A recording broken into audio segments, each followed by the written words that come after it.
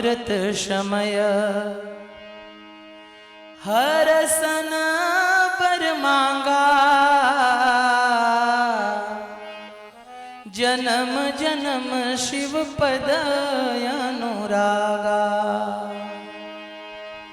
हर एक जन्मों में मुझे पति के रूप में शिव ही मिलने चाहिए। इसी कारण उनका अगला जन्म पर्वतराज हिमालय के घर में हुआ है।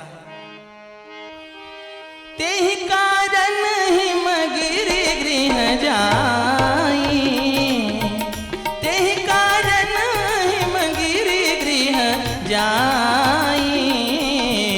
जन्मी पार्वती तनु पाई, जन्मी पार्वती तनु पाई। तेहि कारण हिमगिरि गिर जाई, जन्मी पार्वती तनु पाई, जन्मी पार्वती तनु पाई। इसी कारण माता सती का अगला जन्म पर्वतराज हिमालय के घर में होता है। तो पर्वत की बेटी होने के कारण उनका नाम पड़ गया पार्वती। जब माता पार्वती जी ने पर्वतराज हिमालय के घर में प्रकट हुई, उस समय पर्वतराज हिमालय के घर में अष्ट सिद्धि 9 निधियों की नदियां बहने लगी। पर्वतराज हिमालय के यहां से महाराज दूध और दही की धारा बहने लगी। जब महाराज हिमालय को पता चला कि बेटी ने जन्म लिया है, तो महाराज हिमालय बड़े खुश हो गए। उन्होंने कहा बाजे बजवाइए, बाजे बजवाइए, नगर सजवाइए, अन्न धन सब में खासी लुटाई जाए, और जो भी आवे दर पे कोई जाए नहीं खाली हाथ, जिसको जो भी भाए मुंह मांगा लुटाया जाए।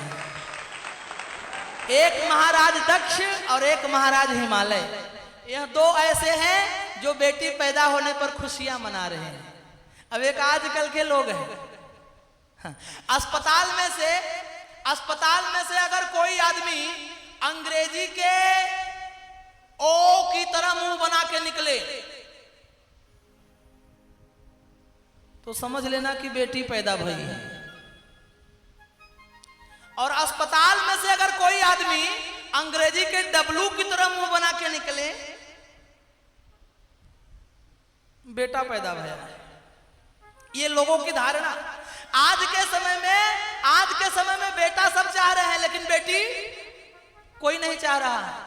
अगर गर्भ में बेटी आ जाए तो लोग पहले से ही पता करवा लेते हैं कि भैया गर्भ में क्या आया है। अल्ट्रासाउंड वगैरह करवा कर अगर बेटियां हैं तो गर्भ में ही मार दे रहे हैं। याद रखना, गर्भ में आए हुए जीव को अनेक जन्मों का ज्ञान होता है। गर्भ हत्या सबसे बड़ा पाप है, भ्रूण हत्या सबसे बड़ा पाप है। भ्रूण हत्या से विकास नहीं होता, विनाश होता है। गर्भ में आए हुए जीव को अगर हम मारेंगे, आजकल की तो माताएं ऐसी हैं कि अगर किसी को गर्भ ठहर गया तो मेडिकल स्टोर में 500 रुपए की कोई गोली मिलती है। और अगर गर्भ में पहला बच्चा आया है और पहले बच्चे को अगर आप गिरा दे रही हो तो याद रखना दोबारा जल्दी संतान नहीं पैदा होगा, बड़ी दिक्कत होगी। फिर 8 साल 10 साल तक यहाँ दौड़ो वहां दौड़ो, तब जाके संतान पैदा होता है। इसीलिए पहली बार अगर गर्भ में संतान आए तो उसे अच्छे से जन्म लेने दो। और बेटी आ गई तो कौन सा गुनाह हो गया? क्या बेटी को जिंदा रहने का कोई अधिकार नहीं है क्या? क्या बेटी को इस संसार में जन्म लेने का कोई अधिकार नहीं है क्या? क्या बेटी बिचारी का कोई जीवन नहीं है क्या? आप लोग भी तो किसी की बेटी ही हो। अगर आप लोग अपनी माँ के गर्भ में आई थी, उसी समय आपकी माँ ने सोचा होता कि इसको वहीं रेटे कर दें, तो आई होती क्या यहाँ दिखती क्या? तो एक माँ होकर अपने ही संतान की हम हत्या कर दे रहे हैं, यह कहां की मानवता है? आज हमारे देश का सबसे बड़ा दुर्भाग्य, राखी बांधने के लिए बहन सबको चाहिए, भोजन देने के लिए मां सबको चाहिए, बहन सबको चाहिए, मां सबको चाहिए, भाभी सबको चाहिए, लेकिन बेटी किसी को नहीं चाहिए। एक बात मैं आपको बताऊं, कान खोल के सुन लो, बेटों से ज्यादा अच्छी बेटियां होती हैं। बेटों से लाख गुना ज्यादा अच्छी बेटियां हैं। अगर आपको बेटा नहीं है तो बिल्कुल चिंता नहीं करना, लेकिन अगर बेटी हो तो कम से कम गर्व करो, क्योंकि बेटा भाग्य से पैदा होता है तो बेटियां सौभाग्य से पैदा हुआ करती हैं। और बेटियां हर घर में पैदा भी नहीं होती हैं। बेटियां उसी घर में पैदा होती हैं जिस घर का बाप अपनी बेटी को पालने की शक्ति रखता है। बेटियां हर घर में पैदा नहीं होती साहब, इसलिए बेटियों का हमें आदर करना चाहिए, बेटियों का सम्मान करना चाहिए। अगर बेटा वंश है तो बेटी अंश है, बेटा शब्द है तो बेटी गीत है, बेटा अगर अर्थ है तो बेटी संगीत है। बेटियां हमारे घर की चलती फिरती हुई रौनक है। जिस दिन घर से बेटी विदा हो जाती है ना, उस दिन सांझ के आंगन में बैठकर सब लोग इकट्ठे होकर यही कहते हैं, आज तो हमारे घर की रौनक चली गई, आज तो हमारे घर की रौनक चली गई। बाप थका हारा घर बाहर से कहीं घर में आता है तो पानी का ग्लास लेकर पहले बेटी ही दौड़ के जाती है, बाबा पानी है, बाबा टावल है, बाबा हेग है। और बेटे से अगर बोलो कि बेटा एक लोटा पानी ला, वो मोबाइल चलाता रहेगा नालायक, लेकिन सुनेगा नहीं। लेकिन बेटी बाप के लिए महाराज कर्तव्य, बेटा माँ के लिए तो बेटी बाप के लिए रोती है साहब। अगर बेटा माँ के लिए रोता है तो बेटी बाप के लिए रोती है। अगर माँ का स्नेह बेटे से ज्यादा है तो बाप का लगाव अपनी बिटिया से ज्यादा होता है।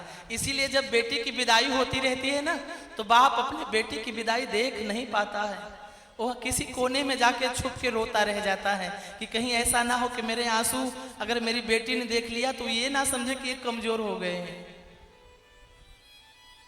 लगन लेकीच्या लग्नामध्ये बाप हमसून रडतो।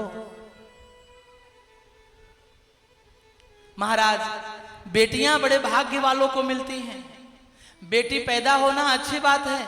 अरे किसी ने बड़ी अच्छी बात कही कि जब दुख देते हैं बेटे तब सुख देती हैं बेटियां, जब दुख देते हैं बेटे तब सुख देती हैं बेटियां, जब मारते हैं बेटे तब सहलाती हैं बेटियां, जब डांटते हैं बेटे तब पुचकारती हैं बेटियां, जब घर से निकाल देते हैं बेटे तो घर में रखने को तैयार हो जाती हैं बेटियां। और आज ऐसे बहुत सारे माँ बाप हैं जिनके नालायक बेटे उन्हें अपने साथ नहीं रख रहे हैं, लेकिन वह माता पिता अपने बेटी के घर में रह रहे हैं, बेटी के साथ रह रहे हैं। तो यह बेटी किसी बेटों से कम नहीं है। हमारे लिए बेटियां भगवान का वरदान है। अगर बेटी का ब्याह भी हो जाए ना, तो ब्याह हो जाने के बाद साल 6 महीने में बिटिया का हाल चाल लेते रहो। ये नहीं कि ब्याह हो गया तो हमारा संबंध खत्म हो गया, ब्याह हो गया तो हमारा रिश्ता खत्म हो गया। अगर आप साल 6 महीने में बेटी के घर आते जाते रहोगे ना, तो ससुराल वालों को लगेगा कि नहीं नहीं इसके मायके वाले बड़े मजबूत हैं। फिर ससुराल में बेटी की इज्जत होगी, कदर होगी। और अगर आपने पूछना बंद कर दिया, हाल चाल लेना बंद कर दिया, तो याद रखना ससुराल में बेटी का बड़ा अपमान करते हैं। वे लोग इतना अनादर करते हैं, यही कहते कह रहे इसको तो कोई पूछने वाला भी नहीं है, हम जो चाहे वो कर सकते हैं, हम जो चाहे वो बोल सकते हैं। साल 6 महीने में बेटी घर में आवे तो हमें उसका आदर करना चाहिए, उसका सम्मान करना चाहिए। बेटियां हमारे लिए महाराज बड़े ही भाग्य की बात है। इसलिए अपने बेटियों को अच्छी शिक्षा दीजिए, बेटियों को अच्छा ज्ञान दीजिए। बेटी अगर कोख में है तो उसे बाहर आने दीजिए। और बेटी के रूप में स्वयं जगत जननी माँ जगदम्बा, माँ अम्बा, माँ पराम्बा इस धराधाम पर अवतरित हुई हैं।